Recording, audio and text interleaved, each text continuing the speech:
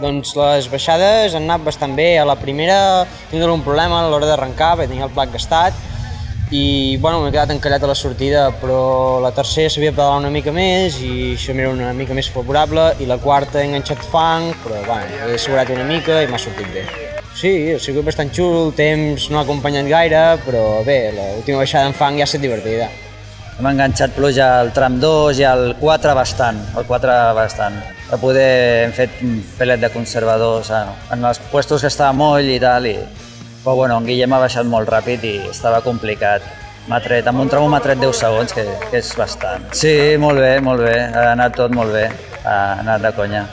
Bé, la cursa ha estat molt bé, el recorregut un pèl curt, els cronos una mica curts, però les condicions climatològiques una mica extremes i de fet ha sigut un punt per mi a favor de la carrera. En general ha sigut bastant regular i tots els trams han anat més o menys bé. Per sort, cap caiguda, moltes salvades, sobretot cap al final, que la pluja s'ha posat una mica més forta, però en general molt bé, molt content. Vale, bueno, estem bastant contents, no? Ha vingut bastanta gent, els tramos s'han complicat una miqueta a causa de la pluja, però bueno, al final la gent s'ha passat bé, els fideus estaven molt bons i bueno, fem una valoració positiva després de tots els problemes que vam tenir l'any passat. Doncs aquest any els hem pogut solventar i hem pogut fer una carrera en condicions, que és la idea. Poder ensenyar a tota la gent la nostra casa, per on te rodem nosaltres, i que tothom vingui i s'ho passi bé.